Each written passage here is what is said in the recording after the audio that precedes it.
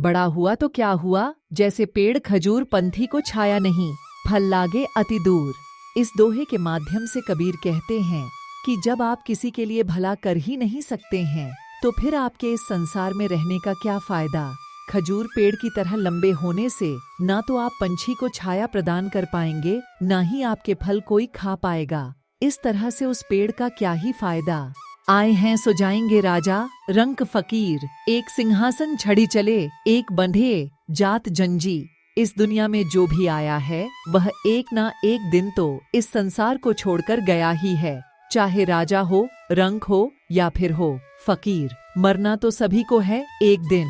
इसी जीवन में कोई बड़े काम करके सिंहासन पर चढ़ जाता है तो कोई जाति जात के विवादों ही फंसा रह जाता, अपनी जिंदगी काट लेता। मांगन मरण समान है, मति मांगो, कोई भीख मांगन से तो मरना भला। यह सतगुरु की सीख। भीख मांगने से तो बेहतर है कि इंसान मौत के मुंह में ही चला जाए।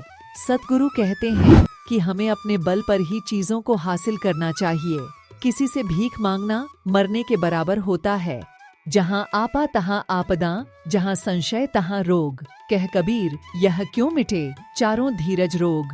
एक मनुष्य में जब घमंड आ जाता है तब उस पर कई आपदाएं आप पड़ती हैं।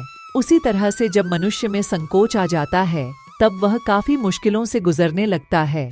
कबीर बताते हैं कि इन बीमारियों का एक ही हल है, वह है योग, जिससे कि हमें धीरज प्राप्त होगा है। माया छाया एक सी बिरला जाने कोय, भक्ता के पीछे लगे सम्मुख भागे सोए। माया और छाया एक जैसी ही होती है, इसे हर कोई नहीं समझ सकता, कोई कोई ही इसे जानता है। यह उन्हीं के पीछे भागती है जो भागते हैं। जो इंसान इसके सामने खड़ा हो जाए, इनका सामना करने के लिए वह इन्हीं से भाग जाती है। आया था किस काम को तू सोया चादर तान, सूरत संभाले गाफिल अपना आप पहचान। तू किस काम को करने इस दुनिया में आया था ए इंसान, तू तो अपना समय व्यर्थ ही बर्बाद कर रहा है। चादर को तान कर सोने में, उठो और कुछ काम करो जिससे तुम्हारे जीवन का मकसद सफल हो। क्या भरोसा देह का बिनस जात छिन माह, सांस सांस सुमिरन करो और यत्न कुछ ना। हमारे शरीर का क्या ही भरोसा है जो हर पल में मिटता ही जा रहा। अब तो एक ही उपाय रह गया है कि अपने हर सांस में अब हरि का जाप किया जाए। इसके अलावा कोई और तरीका बचा नहीं। गाड़ी ही सो उपजे कलह कष्ट और मींज, हारी चले सो साधु है, लागी चले सो नींज। कबीरदास जी ऐसा कहते हैं कि अपशब्द एक बीज की तरह होता है जिससे एक व्यक्ति के अंदर क्रूर विचारों की उपज होती है, जैसे कि कष्ट, कलह तथा दुष्टता। जो इसे देखकर अपना रास्ता बदल ले वैसे इंसान साधु में तब्दील होते हैं, और जो इन्हें अपना ले वह नीच बन जाते हैं। दुर्बल को न सताइए जाकी मोटी हाय, बिना जीव की हाय से लोहा भस्म हो जाए।